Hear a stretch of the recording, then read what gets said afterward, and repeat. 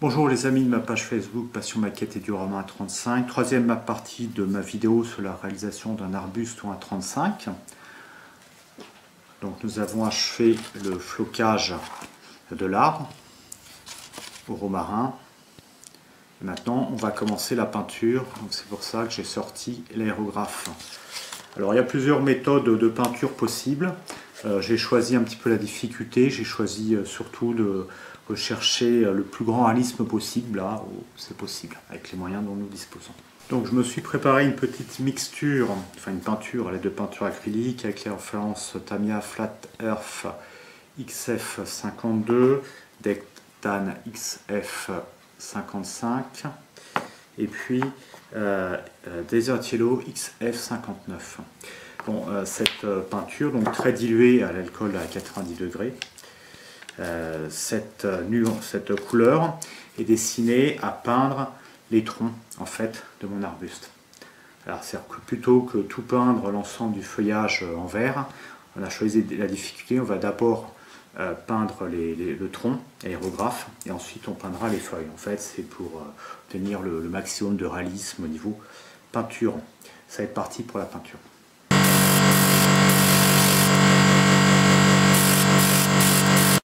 Donc voilà, on va chercher à peindre d'abord les branches dans le ton qui convient. Évidemment, avec l'aérographe, ça va avec l'air comprimé, ça va faire partir un petit peu de flocage. On pourra en remettre d'ailleurs un petit peu après. Voici la première partie de la peinture achevée. Donc nous avons avec une teinte marron grise peint les branchages, les branches et le tronc de notre arbuste.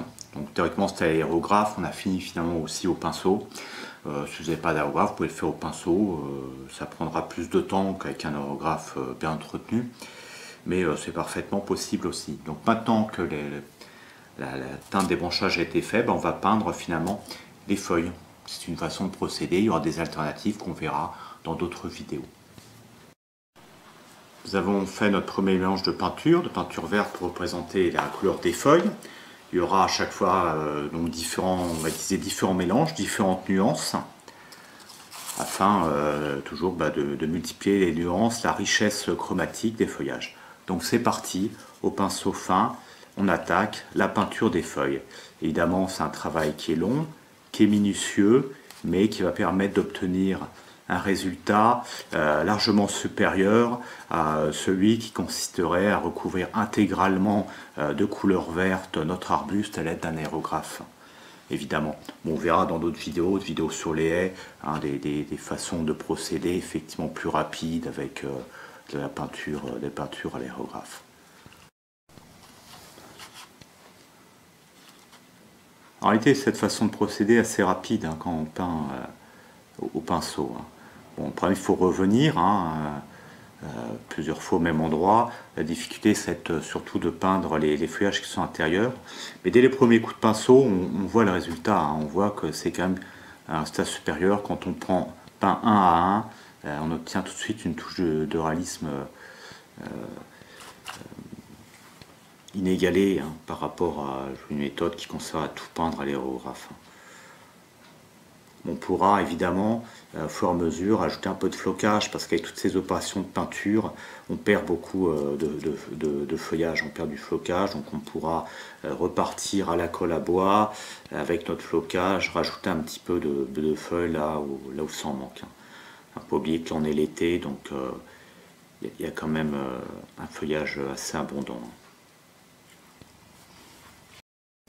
Donc alternativement, on va peindre les différentes parties, hein, parce qu'un arbre sont en 3 dimensions. Donc il n'y a pas une face visible et des faces qui ne seraient pas visibles. Hein. Sur un diorama, tout va se voir. Donc il faut oublier aucune zone.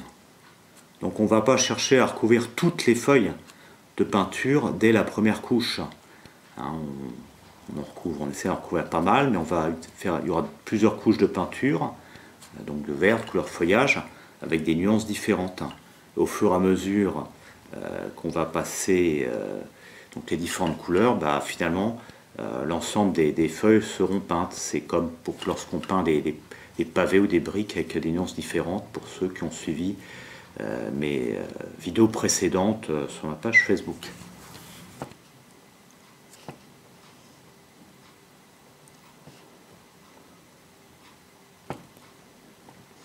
Donc nous avons avancé la peinture de notre arbuste, la peinture des feuilles, flocage. Bon, on considère que finalement il n'y a pas assez de feuilles pour la période de l'année qui est représentée, donc on va rajouter un petit peu de flocage encore pour parfaire notre réalisation. Donc nous avons passé maintenant sur notre arbuste une deuxième couche de flocage. Bon, finalement la mise en couleur avait permis de mieux visualiser, mieux appréhender la forme et le volume de l'arbuste et permettait de constater qu'il manquait du feuillage. Donc maintenant c'est un aspect qui est largement supérieur, beaucoup plus réaliste. On va passer une deuxième couche de peinture sur les feuilles, sur le flocage qui vient d'être ajouté. Dans un souci de réalisme, voire d'hyper-réalisme, nous avons réalisé un mélange de peinture verte un petit peu plus claire, en rajoutant du jaune tout simplement, que nous allons passer donc sur la surface supérieure du flocage, afin de donner un effet d'illumination. C'est un petit peu le principe de la peinture zénithale pour les figurines, qui est ici repris pour la végétation.